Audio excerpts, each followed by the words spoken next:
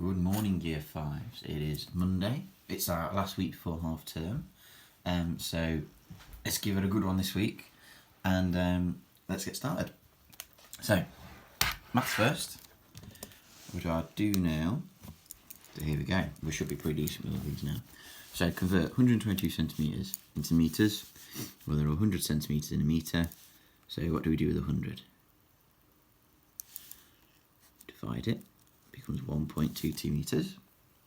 Centimetres into metres. Well, there are 10 millimetres in 1 centimetre.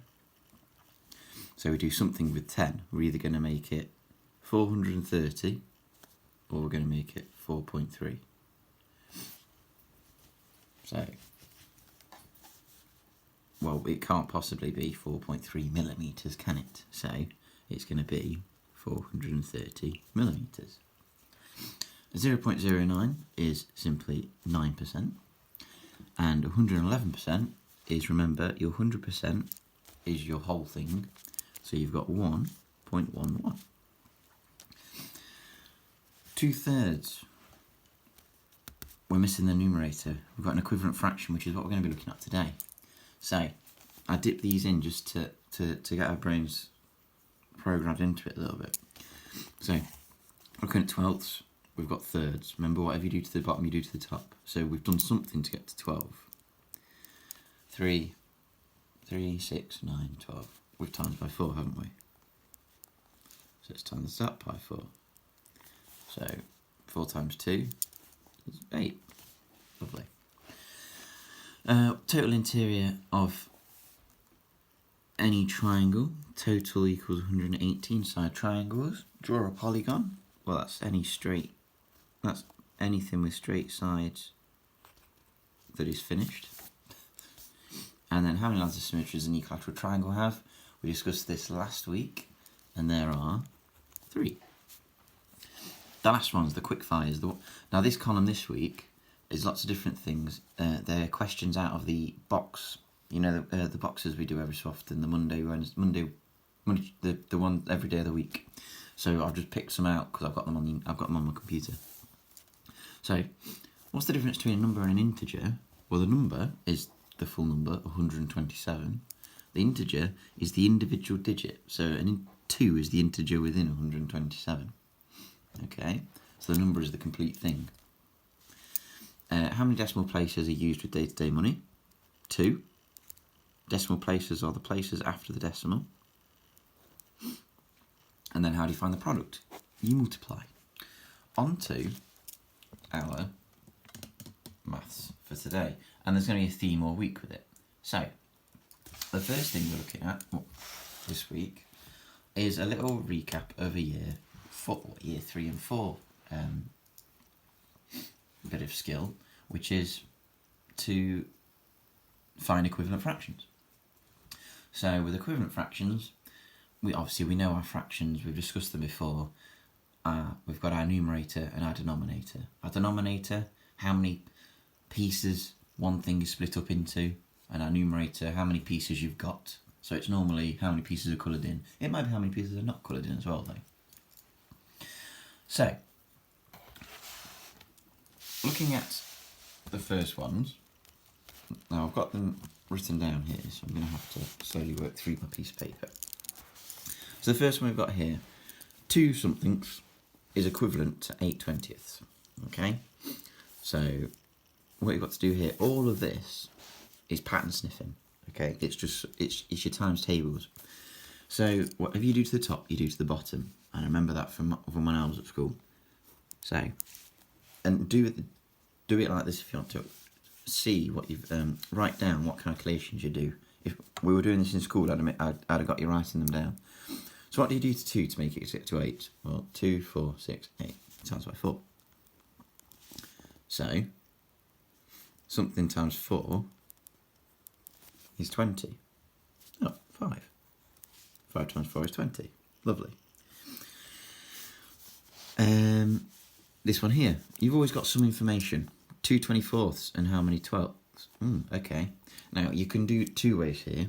You can either look at that and go, oh, that's been divided by 2. I just like to work with multiplication though.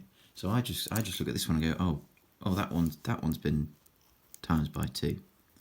Because a couple of years, we've been doing it times and divide, and people have got muddled up.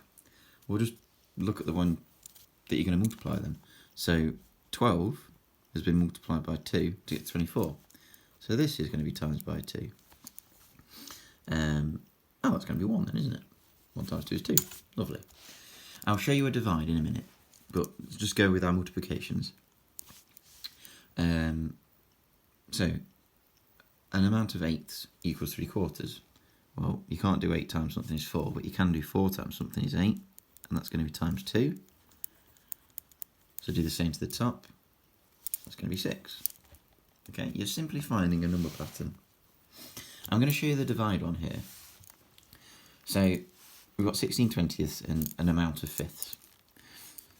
If you look at the 20, well, 20 divided by something equals 5. And that's 4. Because 4 times 5 is 20. So if you're going that way, you know, if you've got a large number here going down to a smaller, you divide it. If it's going the other way, you multiply it. Personally, I just use my times. Okay, just because I feel like I'm a bit quicker with it. It's easier to spot. So the top is also divided by 4. Something divided by 4. 16 divided by 4, or something times 4 is 16. That's 4.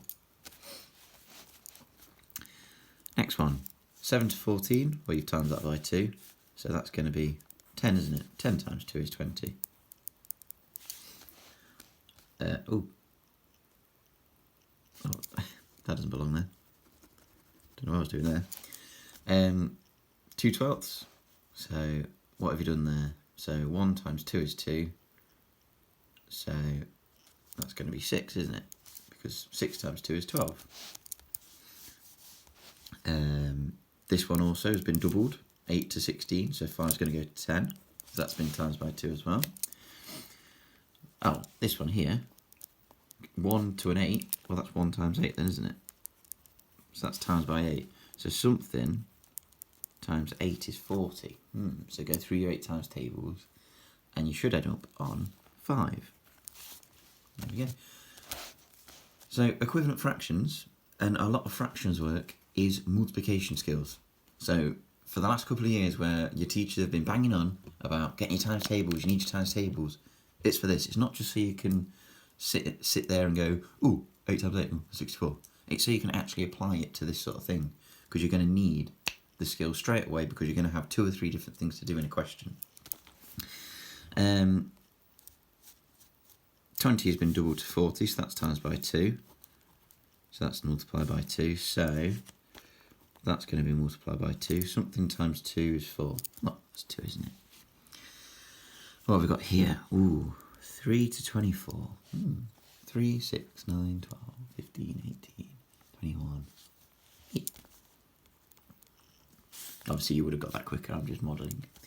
So, that's times by 8. So something times 8 is 8. Oh, 1.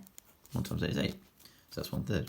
And then the last one, oh, that's been doubled, hasn't it? 5 to 10, so 6 to 12. Lovely. So that is your equivalent fractions. Like I say, number patterns with times tables. Okay.